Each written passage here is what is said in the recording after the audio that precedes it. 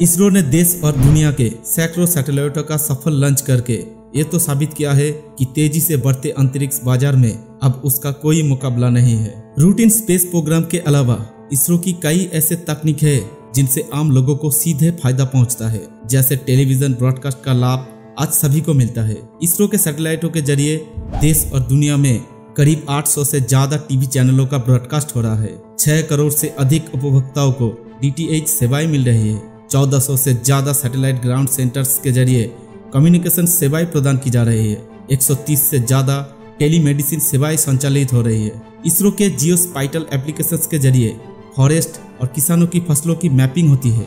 प्रधानमंत्री आवास योजना के तहत भी जियो टैगिंग का काम इसरो की मदद से किया जाता है। डिजास्टर मैनेजमेंट से जुड़े विभिन्न काम में इसरो के सैटेलाइट एवं एप्लीकेशन मदद कर रहे हैं। आज मछुआरों को समुद्र की हर एक हलचल के बारे में जो चेतावनी जारी किया जा रहा है, इसके लिए भी हम इसरो की ही तकनीक का इस्तेमाल करते हैं। इसरो इन दिनों एक तरफ चंद्रयान 2 के लॉन्चिंग की तैयारियों में जुटा है, तो दूसरी तरफ अंतरिक्ष में मानव मिशन भेजने की महत्वाकांक्षी प्रोजेक्ट की तैयारी भी तेज कर दी है। अप्रैल 2019 के अंत में चंद्रयान 2 का लॉन्च होना लगभग तय है तथा अगले साल दिसंबर में गगनयान की पहली टेस्टिंग फ्लाइट होगी, जिसमें एक रोबोट को अंतरिक्ष में भेजा जाएगा। चंद्रयान 2 का मेन मकसद होगा चंद्रमा पर उतरना और साइंटिफिक महत्व के टेस्टिंग करना। पहले चंद्रयान जब चंद्रमा पर गए थे तब सिर्फ तस्वीरें खींची थी और उनका विश्लेषण किया था, लेकिन इस बार चंद्रयान 2 के माध्यम से हमें मून की सब सरफेस और स्ट्रक्चर से जुड़ी महत्वपूर्ण जानकारियां मिलेंगी जो अभी तक हमारे पास नहीं है। इस मिशन में इसरो रोवर को चांद के साउथ पोल पर उस स्थान पर उतारेंगे जहां अभी तक कोई भी चंद्र मिशन नहीं पहुंचा है।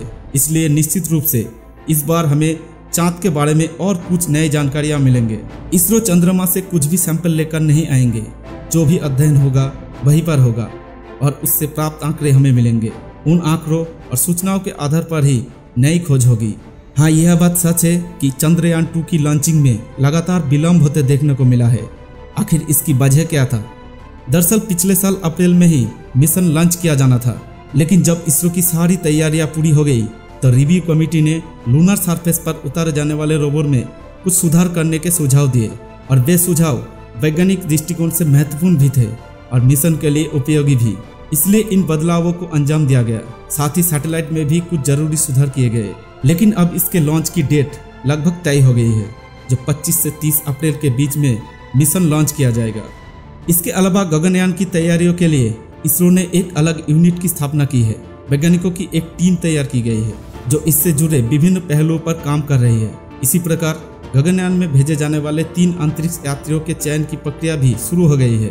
इन्हें ट्रेनिंग देने के लिए आवश्यक तैयारियां भी की जा रही है। असल में गगनयान की 3 उड़ानें होंगी। पहली उड़ान दिसंबर 2020 में होगी, जिसमें इंसान नहीं बल्कि रोबोट भेजे जाएंगे। दूसरी उड़ान जुलाई 2021 में होगी। इसमें भी अंतरिक्ष यात्री नहीं होंगे। जो दिसंबर 22 में अपना सफर तय करेगी, उसमें 3 अंतरिक्ष यात्री भेजे जाएंगे।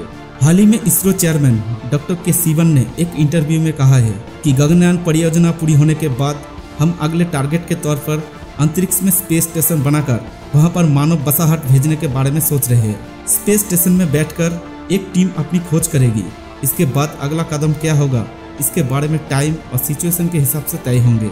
अब सवाल है कि आगे आने वाले दिनों में क्या भारत को और गहरे अंतरिक्ष में जाने की कोशिश करना चाहिए? आपका राय नीचे कमेंट बॉक्स में जरूर बताना। साथ ही अगर आपने अभी तक इस वीडियो को लाइक और शेयर नहीं किया है तो अभी लाइक और शेयर करें। Thanks for watching. जय हिंद।